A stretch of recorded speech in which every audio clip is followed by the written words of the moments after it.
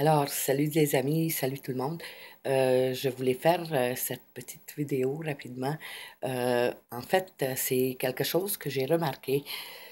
Cette loi anti-islamophobie, anti-blasphème, ça n'a pas encore passé. Et ce que je trouve inquiétant, c'est que nous pouvons déjà voir beaucoup de membres de la communauté musulmane on dirait, ce sentiment d'acquis. Oui, d'acquis de supériorité sur tous les locaux. Et là-dessus, il y a plusieurs exemples. Sur Facebook, dans le groupe Les musulmans du Québec, il y a eu un post qui disait, c'est l'administrateur qui avait publié ça, ça disait en fait que j'ai écrit une lettre à Facebook leur demandant d'ouvrir tous les groupes qui sont fermés pour qu'ils arrêtent d'agir par en dessous, cachés comme des sectes. Premièrement, c'est le droit à la vie privée, c'est-à-dire que nous sommes citoyens et nous sommes tous égaux. Donc, il n'y a pas aucun citoyen qui est être de deuxième niveau et il n'y a pas de citoyen qui a de droit par-dessus les autres citoyens, quoi qu'il en soit. Donc, on dirait que la communauté musulmane commence à se donner des pouvoirs exécutifs policiers. C'est ça. Donc, premièrement, c'est le droit à la vie privée et aussi le droit à s'associer que nous avons.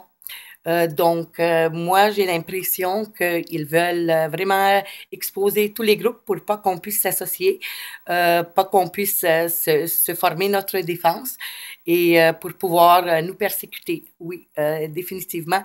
Ça ressemble beaucoup à la persécution des non-musulmans. Je ne sais pas si vous avez entendu la situation au Bangladesh en ce moment.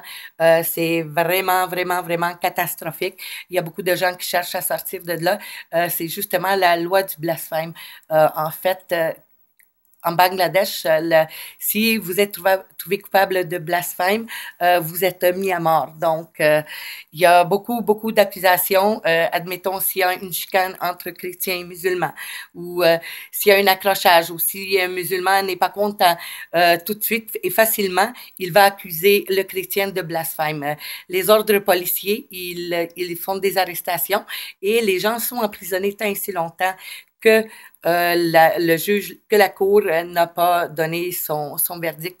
Et en fait, ce qui arrive, c'est que la plupart des causes sont tombées à l'eau par manque de preuves, mais reste que lorsque ces gens-là sont relâchés, ils sont quand même poursuivis par les extrémistes islamistes pour parce que pour eux autres, le crime a été fait, donc il y a eu blasphème. Et ils y croient fort. Donc, c'est un petit peu ce qu'on voit dans tous les pays. Il y a déjà quelques poursuites au niveau du Québec.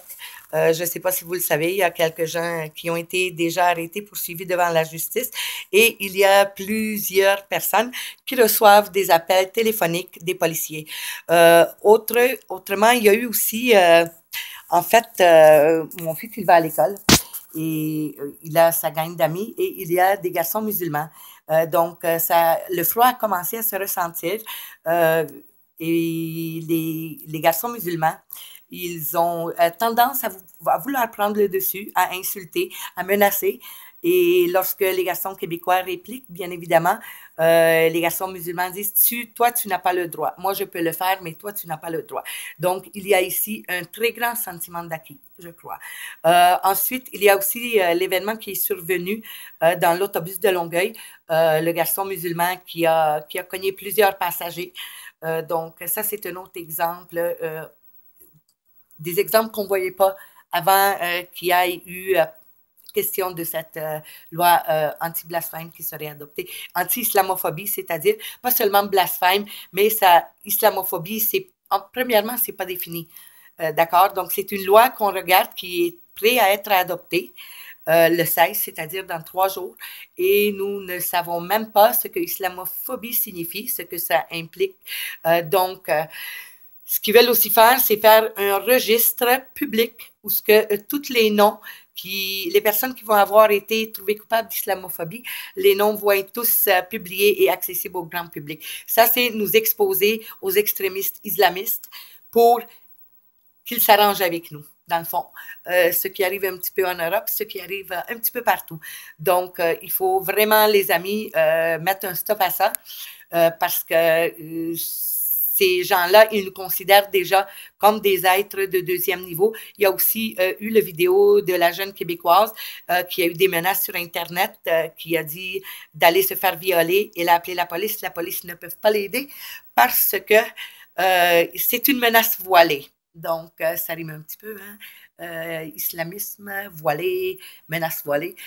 Donc, la police ne peut pas intervenir. Par contre, il y a une adresse courriel que la Sûreté du Québec a donnée, qui a communiqué. C'est pour les Québécois, pour dénoncer toutes les gens qui entretiennent soit des menaces ou soit de l'intimidation ou soit un discours haineux envers les Québécois.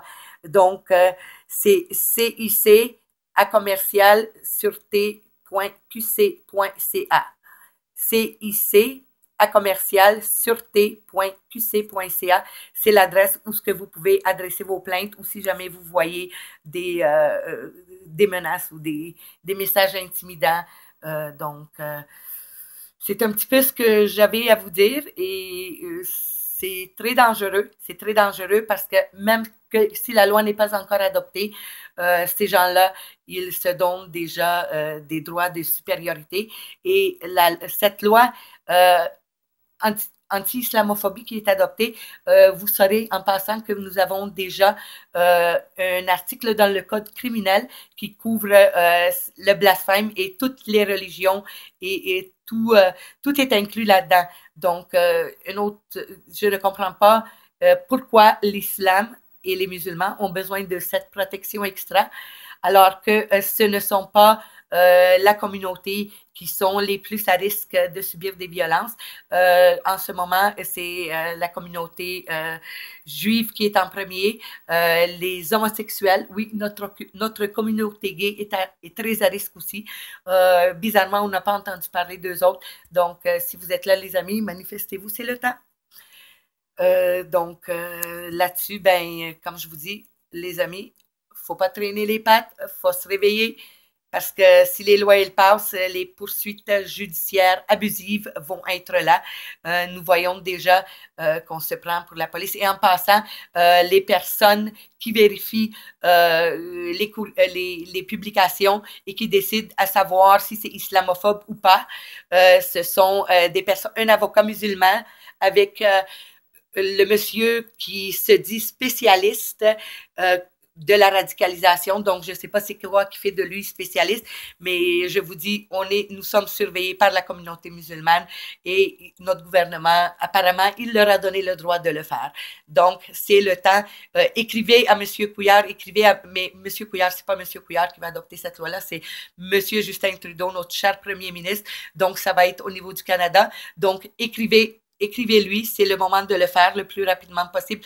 Faites des petites vidéos, envoyez-lui par Twitter, c'est la façon la plus rapide, à commercial Justin Trudeau, à Justin Trudeau sur Twitter. Donc là-dessus, j'espère que je vous ai donné tous les outils pour pouvoir combattre ça.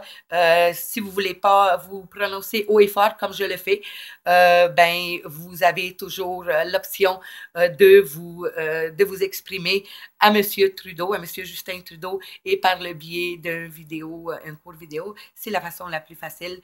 En même temps, ben ça la publie aux autres et publiez-la aussi en ligne. Comme ça, ben ça va. C'est ça qui fait notre force. C'est ça qui fait notre force. Plus nous sommes